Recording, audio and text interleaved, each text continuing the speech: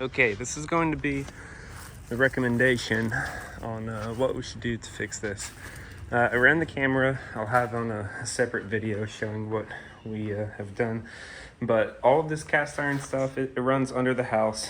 It goes off that way, meets with the kitchen, then goes across the other side of the house. It's all under the slab. A lot of it is flaked, just rusted out, and the only way to fix all of that is to have massive tunnel lines going underneath the house, exposing it and cutting it all out and replacing it. What I think would be a much more cost-effective solution is to go ahead and do a reroute. So what we would do, there's a few options. I'll start with the one I think is going to be the best. We'll have to relocate the washer. So we would just go ahead and delete all of this stuff, and we'll move it to this back wall here. We can utilize that plug. We'd have to install new water lines to come down through the wall for the hot and cold water supply. We would then have a pipe that would be mounted to the wall that would drop down. It would have the P-trap on the bottom, and it would run along this wall going directly out to the side. On a side note, the dryer, it's plugged in there.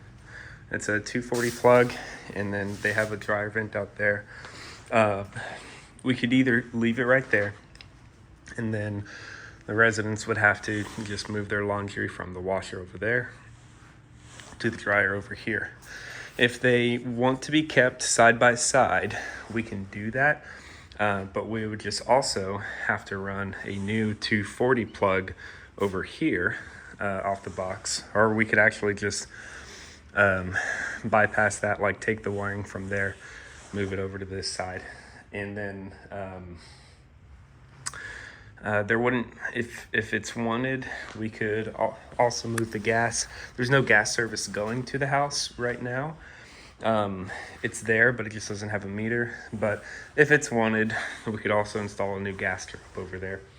And then a new dryer vent we'd have to run again alongside the wall going outside to there. So that's optional. It's totally up to the property management if they want to do something like that. But the main thing that we need to get fixed is the washer drain.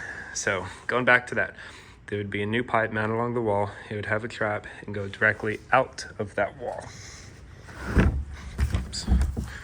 So here on the side of the house, I think it's right around this area, we'd have that new pipe come straight out of the wall through a hole that we would cut. We would then, and this is the cheapest way to do it, we would then make a 90, and it would travel along this wall to this point. Now we don't want to remove this post and mess up where the fencing is and everything, but we would then have it turned down. We'd have a clean out right here at least, since we'll need one for every 180 degrees of bend and pipe. So I'll have a clean out here. It would go out this way, make a couple turns. Now we would also, the sink is also backing up, which is right here. We have the cast iron line. It's open right now, so every time they run something, it's just gonna all back out here. Usually the kitchen and laundry tie in together, and it gets rusted really bad after that connection. So we'll have a line, do something similar. It'll come straight out that wall, go down, and we would come out here and we'd tie into our new line. From here on, it'd have to be 3-inch PVC.